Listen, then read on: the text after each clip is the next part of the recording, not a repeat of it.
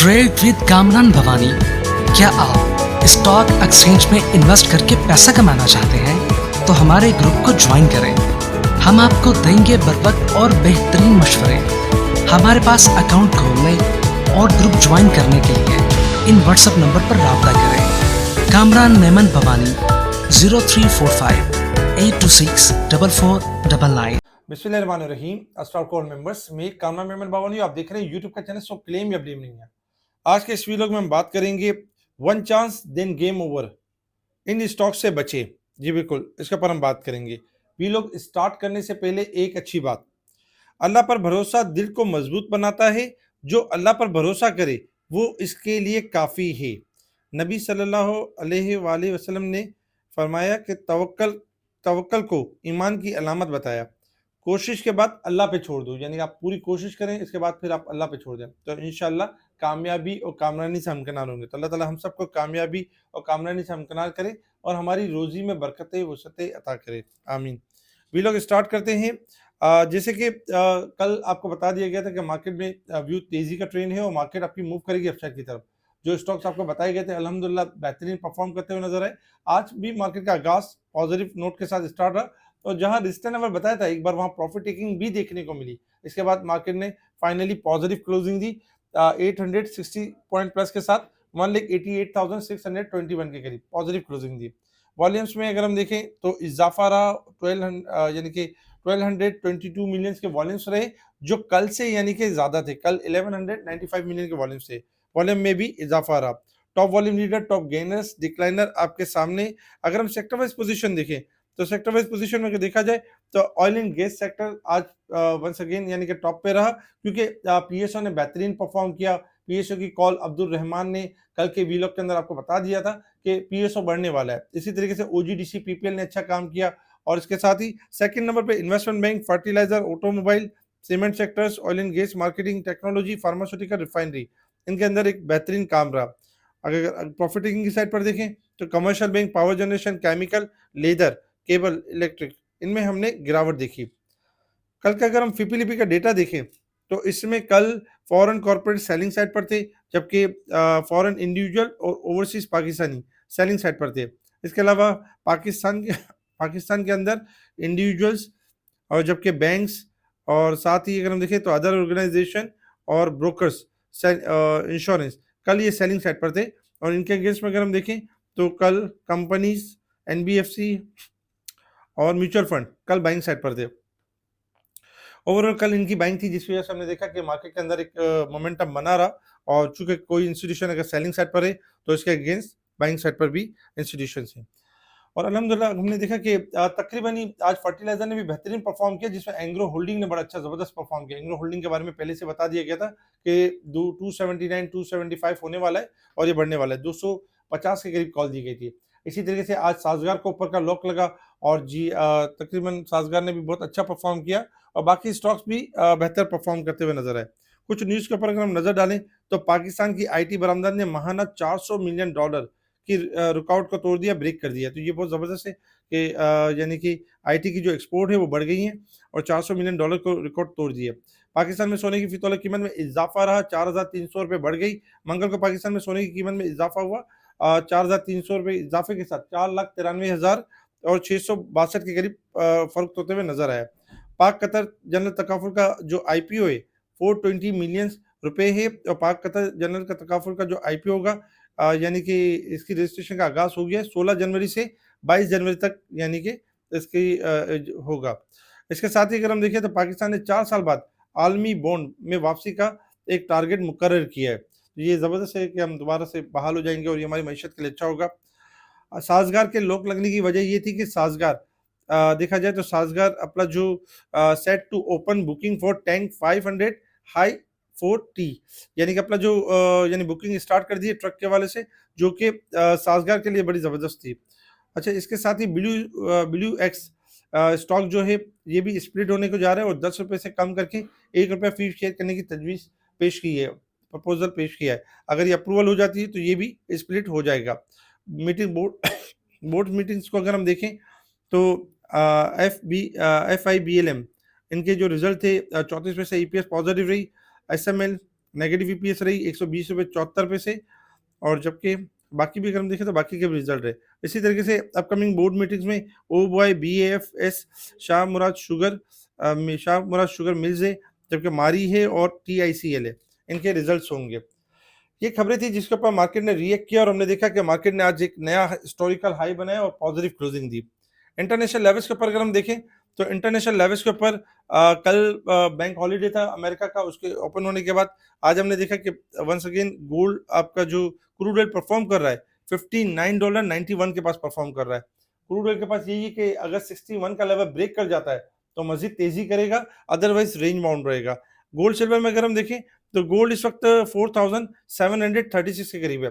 4800 का level break करेगा तो तेजी स्टार्ट होगी, अदरवाइज जो $140 प्लस है किसी भी टाइम कोलैप्स कर सकता है, डिक्लाइन कर सकता है। सिल्वर अगर हम देखें तो सिल्वर इस वक्त $95.50 के पास है। सिल्वर अगर $98 ब्रेक करता है तो तेजी करेगा, अदरवाइज किसी भी टाइम कोलैप्स कर सकता है। रेजिस्टेंस लेवल डॉलर इंडेक्स अगर हम देखें तो डॉलर इंडेक्स इस वक्त डिक्लाइन मोड पर है और थोड़ा मजीद यहाँ पे गिरावट का शिकार रह सकता है। Resistance level and support level आपके सामने, मार्केट वीकली, मंथली और ईयरली बेसिस पे ओवरबॉट साइड पे परफॉर्म कर रही है। अब आ जाते हैं टेक्निकल चार्ट की तरफ कि मार्केट ने मूव किस तरीके से करना है और हमारी स्ट्रेटेजी क्या होगी। देखिए टेक्निकल चार्ट के ऊपर अगर आप देखें तो टेक्निकल चार्ट के ऊपर जब मार्केट ने फर्स्ट टाइम ब्रेकआउट किया था 1,82,000, वहीं से आपको बता दिया गया था कि मार्केट अब एक हिस्टोरिकल हाई बनाने वाली है और मार्केट के दो लेवल्स आपके सामने शेयर किए गए थे, 1,88,000 और 1,90,000। अल्हम्दुलिल्लाह आज मार्केट ने 1,88,800 के करीब यानी 800 से ऊपर का हाई बनाया और मार्केट ने उसके करीब क्लोजिंग दी है। इंशाल्लाह कल के दिन भी एक्सपेक्टेड है कि मार्केट ये लेवल ब्रेक कर सकती है और कल 1,90,000 का लेवल दिखा सकती है। कल भी मार्केट के अंदर मोमेंटम यानी तेजी का रह सकता है। अब चूंकि मार्केट के इंडेक्स का सॉरी इंडेक्स का मोमेंटम तो तेजी का है, लेकिन साथ ही अगर हम देखें तो देखिए इंडेक्स के साथ साथ हमें आइटम को भी कंसीडर करना होगा। आपने देखा कि 2 दिन पहले बैंक बड़ा मजबूत परफॉर्म कर रहा था, लेकिन आज करेक्शन होते हुए नजर आया। इसके अगेंस्ट में अगर हम देखें तो oil and gas sectors perform करने लगा, रिफाइनरीज परफॉर्म करने लगी, फार्मास्यूटिकल जो रुकी हुई थी थोड़ी चलने लगी, फर्टिलाइजर जो कि काफी दिनों से रुका हुआ था चलने लगा।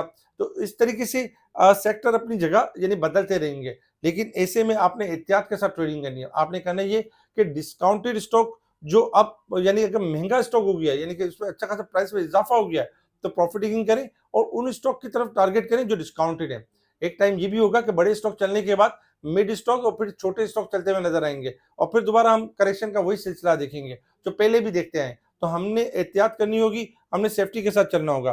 तो बाय ऑन डिप की स्ट्रेटेजी के साथ काम करें और प्रॉफिट टेकिंग के साथ चलें।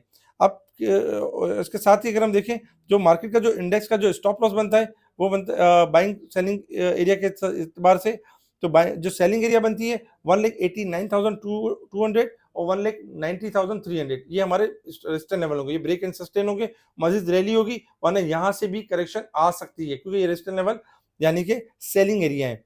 इसी तरीके से अगर हम बाइंग एरिया देखें तो 1,86,400 और 1,84,900, ये वो एरिया है जहां पर आपने ग्रेजुअली आपने बाइंग करनी चाहिए। यहाँ पर आप यानी कि मार्केट में सेल करके थोड़ा होल्ड करें और फिर इन लेवल्स पे बाइंग कर सकते हैं, ये सपोर्ट्स लेवल बनेंगे। अच्छा बात करते हैं मार्केट के हवाले से कि one chance then game over, बिल्कुल एक चांस आपको मिलेगा और फिर दोबारा गेम ओवर और फिर दोबारा वो चीज होने में टाइम लगेगा। अब जैसे कि इन स्टॉक से बचें, अब किन स्टॉक से आपको बचना है? जो स्टॉक 60 रुपए, 80 रुपए, 100 रुपए, 200 रुपए बढ़ गया है तो उन स्टॉक से बचना भी जरूरी है।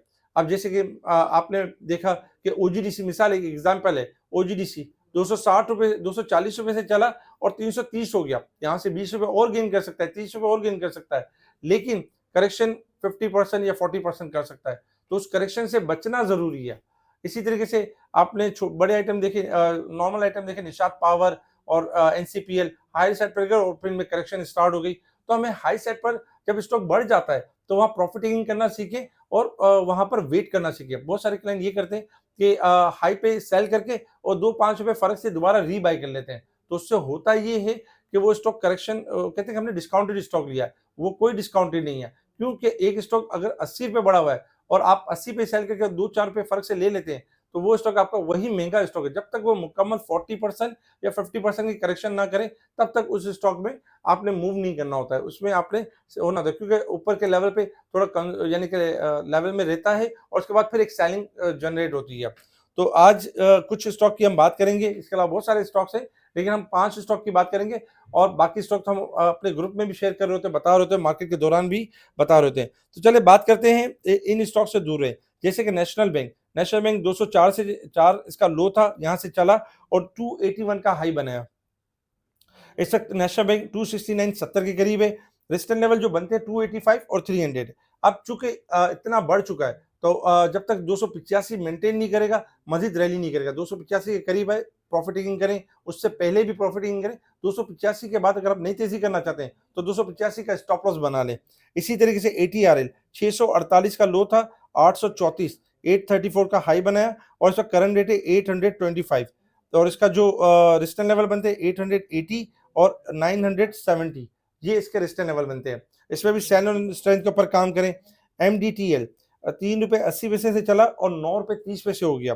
रेजिस्टेंस करंट रेट है 8 रुपए 40 पैसे, 9.40 पहला रेजिस्टेंस लेवल है और 10 रुपए 80 पैसे दूसरा रेजिस्टेंस लेवल है। रेजिस्टेंस लेवल ब्रेक करेगा तो मजीद तेजी होगी, वरना रेजिस्टेंस लेवल के पास प्रॉफिट टेकिंग आ सकती है।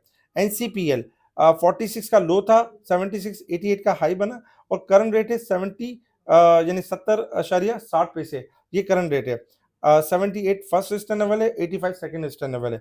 NPL निषाद पावर 59 लो, 98 हाई और 88.60 के करीब ये यानी कि 88.60 के पास ये करंट रेट है और 100 पहला रेजिस्टेंस लेवल है, 105 दूसरा रेजिस्टेंस लेवल है। इस तरह बहुत सारे स्टॉक्स होंगे जिनको आपने खुद कंसीडर करना होगा। जैसे आप हेस्कॉल को देख रहे हैं, मुसलसल बढ़ रहा है, तो मुसलसल बढ़ रहा है तो स्टॉप लॉस लाजमी है, क्योंकि 8-10 रुपए की कोई अगर स्टॉक 10-15 रुपए अचानक से बढ़ जाता है और विदाउट स्टॉप लॉस आप काम करते हैं, तो 5-7 रुपए करेक्शन करना कोई बड़ी बात नहीं है। और इसी हैवी क्वांटिटी के अंदर आप बाय कर लेते हैं हायर साइड पर, तो इसी में आप फंस जाते हैं, इसी में स्टक हो जाते हैं। हमारे ग्रुप के अंदर यही बताया जा रहा होता है, ताकीद की जा रही होती है कि वेट एंड सी के साथ काम करें, यानी कि स्टॉप लॉस के साथ काम करें, हायर साइड पर प्रॉफिट टेकिंग करें, ये सारी चीजें गाइडलाइन दी जा रही होती हैं।